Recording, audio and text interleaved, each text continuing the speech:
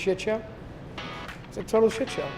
It is. I mean, it's a madhouse run by a madman.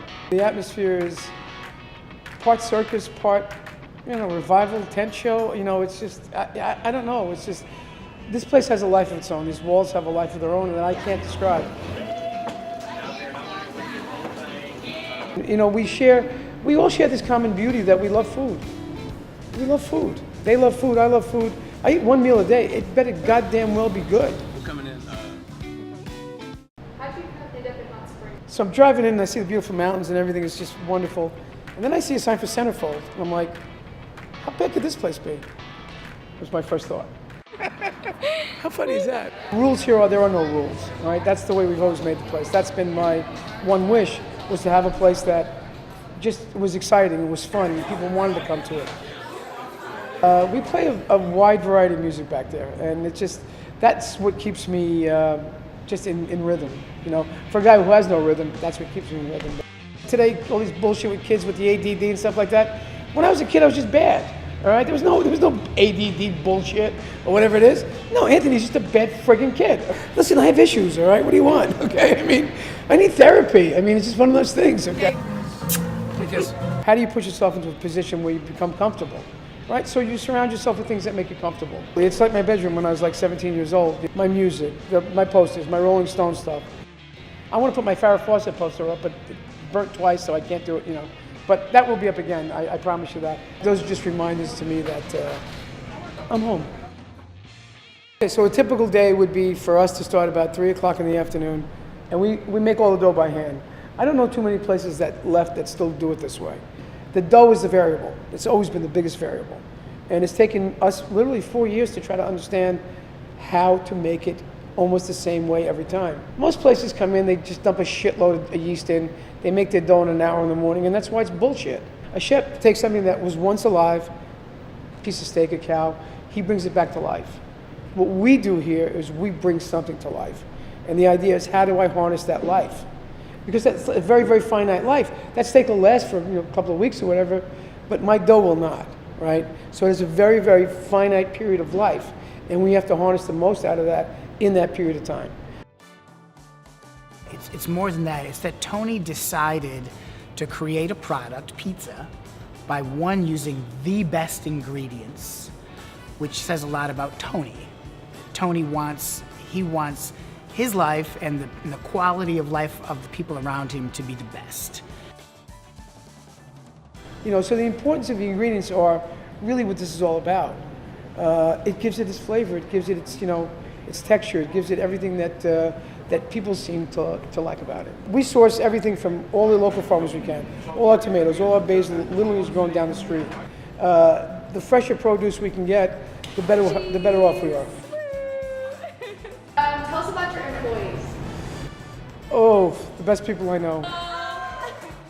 They're the people that actually keep this place alive, and they've been with me. Most of them have been here almost 3 years. So they're incredible people. They're people that I hang out with.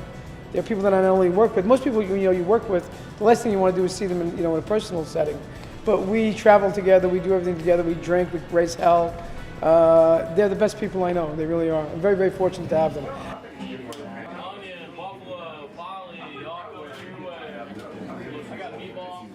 I'd be a liar to tell you that it was something that I knew what I did or I didn't. I have no idea why this place works. I don't. I wrote it down on the back of a napkin. So it was just an idea. It was something I just threw myself into. And I don't know why it works. I'm still mystified by that. We've pretty much closed every business on Park Avenue that's a restaurant, and somehow we get to sell gourmet pizza out here, and people seem to enjoy it, which is the craziest thing ever. So I don't know that I really have an answer as to what it is or how it became this. I just kind of work hard, and I have great people that work with me, and we all have this one common goal, to be the absolute best that we can be every time we open the doors here. That's it. Is there anything you'd like to say about the extremely busy car wash? I'm not the most liked man on the block, and I don't give a fuck. Everybody here, if they saw me dead in the street, they'd be the happiest person in the world. And I can't understand it, maybe because I'm the outsider, maybe because we bring like 400 or 500 cars up here a day and their businesses actually might thrive from it. I don't know. What do I like about Tony? Not a damn thing, really. He just makes good pizza. What you see is what you get. You don't find that in too many people nowadays. Extreme honesty, just passion for everything he does. It's not just food. I don't care if it doesn't matter what he's doing, he's passionate about it. He's passionate about life, you know. I hate to sound corny, but he just loves life. Comes to my fucking barbecue restaurant and eats grilled cheeses. What does that say about my food? That says something about my food, doesn't it? When you see him, he's the same guy that you got the last time you saw him. Because Tony's a professional boxer. I don't know if anybody realizes that.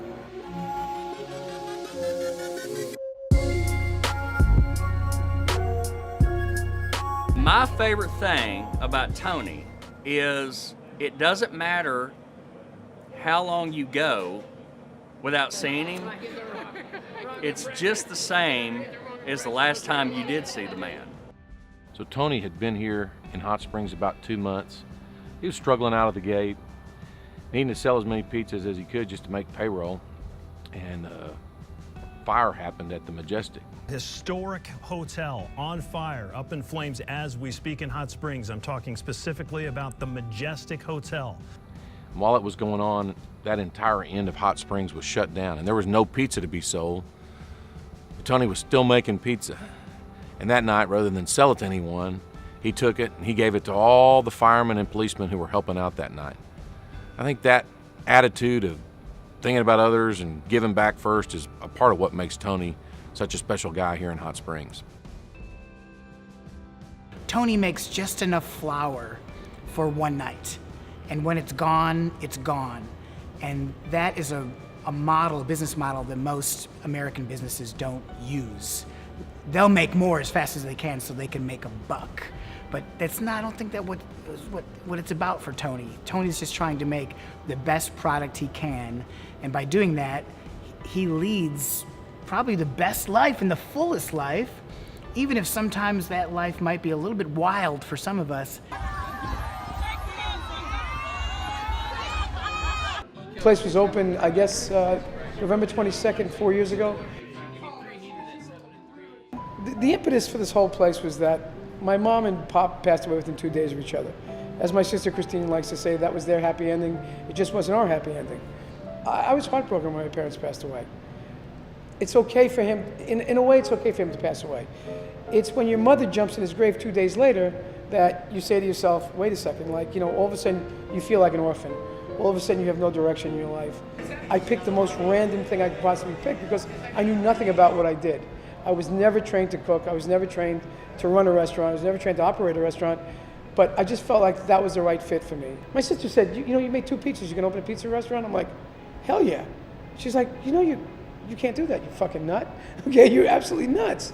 And I didn't see it that way. I just thought that that's what I wanted to do. And I knew exactly at that moment that that's what I was going to do. And I was going to do it better than anybody. And that's all I cared about. But there's more to it than just his personality and the way he approaches life. And that is that he's a small business owner. That he came to Hot Springs, he created something out of nothing without really knowing anybody and made something incredible. I drove around town one day, I fell in love with it. I told everyone this is where I was gonna live. People looked at me a little, like I was a little, you know, crazy, but I knew in my heart and soul this is where I was supposed to live. If you told me 25 years ago, when I was wearing a suit and gambling in Las Vegas or whatever I was doing, that I would wind up in Hot Springs, Arkansas, I'd have laughed in your fucking face. I would have. I would have never thought that that was for me, okay? So don't ever judge anything when you're younger, right? You can view life a little differently as you get older. And now I know that this is my only home. And I consider it my home. And I'm not going anywhere. Unfortunately, you're stuck with me. I apologize. When the moon hits your eye like a big pizza pie, that's amore. When the moon starts to shine like you've had too much wine, that's amore. Bells will ring, ding-a-ling-a-ling, ding-a-ling-a-ling, Vita Bella. Cheers to you, Valinati. We all love you. The world's most interesting man has nothing on you.